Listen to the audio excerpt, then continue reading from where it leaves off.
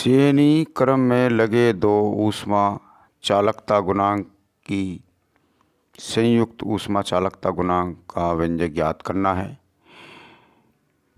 इसमें क्या होता है, K1 और K2 दो ऊष्मा चालक पदार्थ श्रेणी क्रम में लगे हुए हैं, जिनकी लंबाई स्मॉल l1 और स्मॉल l2 है, जिनके ऊष्मा चालकता गुणांक K1 और K2 हैं।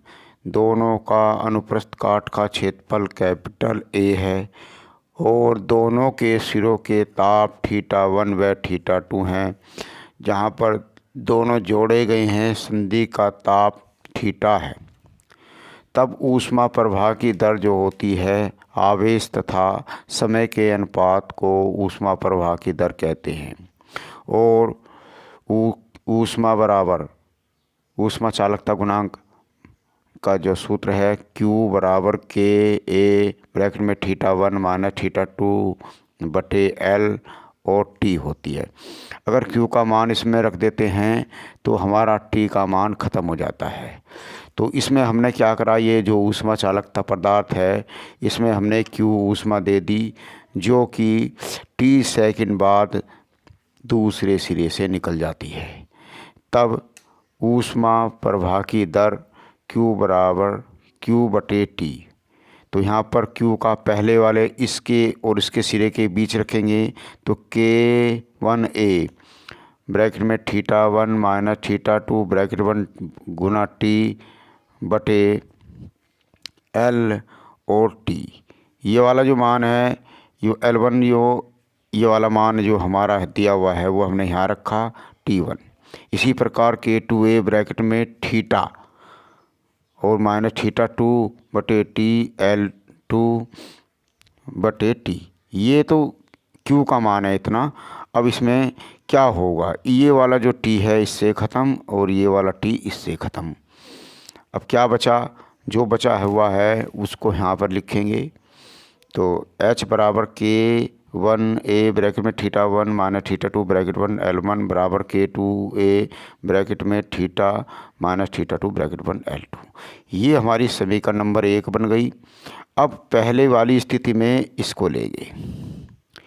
जब ये वाला लिया तो ये आया बनकर L की इधर गुना करेंगे L1, K1 नीचे आ जाएगा और A होगा ये वाला। ये समीकरण नंबर 2। इसी प्रकार से अब की ये वाला H जो है और ये इसको लेंगे तो क्या होगा, तो ये हुआ इसी में बिल्कुल ठीक जैसे ऊपर किया गया हुआ है।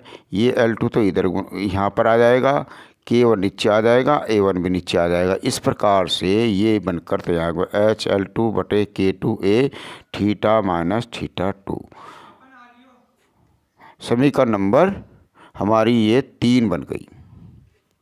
अब क्या करेंगे, इन दोनों को हल करेंगे।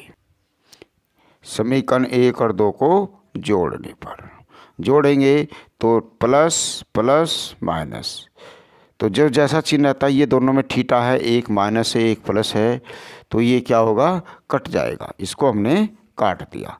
अब क्या बचा, तो यहाँ पर बचा HL1 बटे K1A और HL2 K2A, दोनों को जोड़ लिया। इधर θ1 माइनस θ2 बचा, ये बचा। अब ये जो है इन दोनों में H और A दोनों में कॉमन हो गया, H बटे A दोनों में कॉमन, तो यहाँ L1 K1 plus L2 K2, इधर ये का यही बचेगा। अब क्या करेंगे हम, इसका H जो है, इसको जो नीचे वाला है ये वाला, ये जो A है वो A की जो गुना है नीचे, तो यहाँ पर गुना कर देंगे, यहाँ आ जाएगा और ये इसके नीचे आ जाएगा। तो H बराबर हुआ A ब्रैकेट में θ1 माइनस θ2 बटे L1 plus L2 plus L2 बटे K2। ये समीकरण नंबर 4 आएगा। अब यदि ये जो दो ऊष्मा चालकता पदार्थ लगे हुए हैं K1 व K2, इन दोनों की लंबाई है L1 L2, अगर इन दोनों के स्थान पर एक ऊष्मा चालकता पदार्थ रख दें K, तो दोनों की लंबाई ये हो जाएगी, दोनों का क्षेत्रफल A होगा। तो इधर को जो ऊष्मा देंगे वो T सेकंड बाद इधर से ऊष्मा निकल जाएगी। जाएगी। यदि दोनों ऊष्मा चालकता के स्थान पर एक ऊष्मा चालकता गुणांक हो तो क्या होगा, H बराबर के ए थीटा 1 माइनस थीटा 2 ब्रैकेट 1 बटे L1 प्लस L2। यहाँ पर देखो दोनों में H समान है, तो समीकरण 4 तथा 5 से हमने ये वाला मान यहाँ पर रख दिया। पहले वाला मान इधर रखा, दूसरा वाला मान इधर रखा। अब काटो, ये वाला दोनों में एक सा दिखाई दे रहा है, ये वाला भी एक सा दिखाई दे रहा है, तो यहाँ पर क्या बचा, के बटे L1 प्लस L2, यहाँ 1 बटे L1 plus K2 plus L2 बटे K2 ये बचा।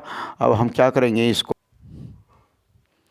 तो K बराबर जो चला गया। अब देखो ये हमारा जो है इस प्रकार से K बटे L1 प्लस L2 बराबर के L1 बटे K1 प्लस L2 बटे K2 ये हमारा बचा।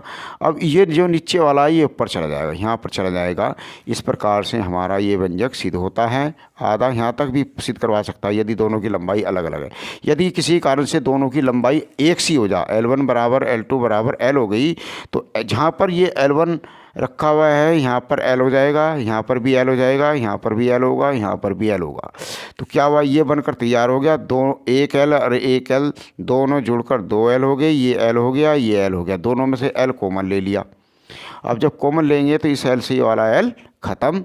अब जो बचा वो देखो, अब ये क्या हुआ, एक और एक जो है यहाँ पर एक और एक 2L है, 2 बचा हुआ है। अब यहाँ पे देखो इसकी गुना इधर, इसकी गुना इधर करेंगे, इसकी गुना इधर करेंगे K2, इसकी गुना करेंगे K1, नीचे दोनों की हो जाएगी K1 और K2।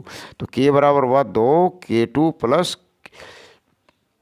K1 into K2। ये नीचे वाला कहाँ जाएगा, ऊपर चला जाएगा, नीचे वाला पद ही बैठ जाएगा एकदम जाकर इसकी।